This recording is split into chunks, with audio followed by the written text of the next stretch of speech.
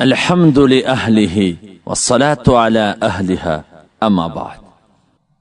عن عبادة بن صامت رضي الله تعالى عنه قال: خرج النبي صلى الله عليه وسلم ليخبرنا بليلة القدر، فتلاحى رجلان من المسلمين فقال: خرجت لأخبركم بليلة القدر، فتلاحى فلان وفلان فرفعت، وعسى أن يكون خيرا لكم فالتمسوها في 9 و7 و5.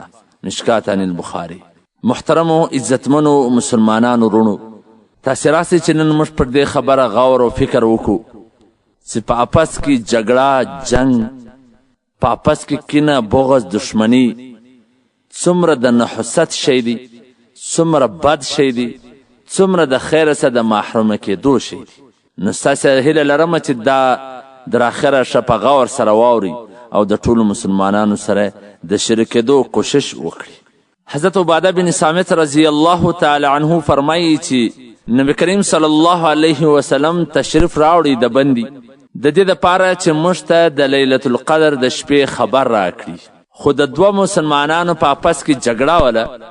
نبی علیه الصلاة وسلام ارشاد وفرمایي چې زه د دې دپاره راغلی ومه چې تاسې ته د شب قدر خبر درکړم، خو فلانکی فلانکی په خپل میانځ کې جګړه کوله، د هغې په وجه د هغه مقررتیا پورته کول سوه. کیدی سي چې دا اوچتوالی د الله جل جلاله په علم کې بهتره وي.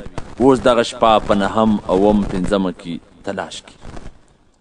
اوس په دې حدیث کې عزتمنو د ټولو څه مهمه خبره، د ټولو څه اهمه خبره دغه جګړه ده چې دومره زیات بد شی دی چې د هغه په وجه همیشه دپاره د شب قدر مقررتیا پورته کول سوله.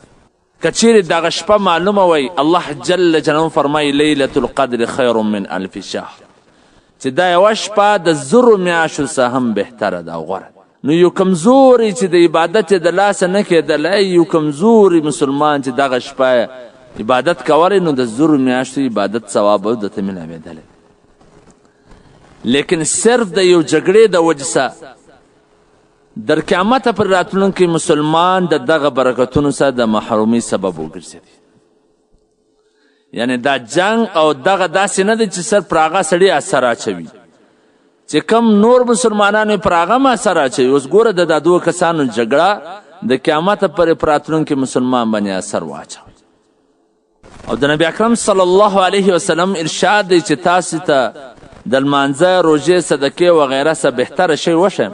صحابه رضی الله عنهم اجمعین عرض وکړو ضرور یې وښیم. نبی علیه الصلاة وسلام وفرمایل چې په خپل میانځ کې ښه سلوک د ټولو څه بهتره دی، او په خپل میانځ کې په خپل اپس کې جنگ جګړه کول د دین خرونکي دي. یعنی لکه سر چې په پنر په بلیډ باندې خرایې، نو د ویښتان ټوله صفا کوي، او په خپل میانځ کې جنگ سره دین هم دغسې صفا کیږي. دنیادار او د دینه بې خبرو خلکو ته به څه ووایو؟ د ډیرو اوږدو تسپو اړونکي د دین دعویداران هم هر وخت کې په خپل میانځ کې سره په جګړه اخته وي. دینداره خلک په جګړو سره اخته وي. اول خو د نبی اکرم صلی الله علیه وسلم ارشاد په غور سره وګورئ، بیا د خپل دین فکر وکړئ چې هغه په غرور کښي د صلح د منلو توفیق هم نه کېږي. یعنی هر سړی په غرور کې وي، ولې دی ماله نه راځي، ولې دی ماته سلام نه وایي، ولې دی ماله ننواتې نه راځي.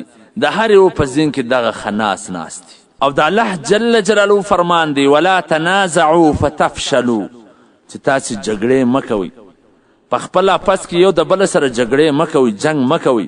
قوت به مې ختم سي، رو به مې ختم سي، دبدبه به مې ختم سي. نن چې په ټوله دنیا باندې نظر واچئ، د ټولو څه زیات خوار مسلمان دی، د ټولو څه زیات مغلوبه مسلمان دی. د دې غټه وجه دغه ده چې مسلمانان په خپله کې سره اخته دي.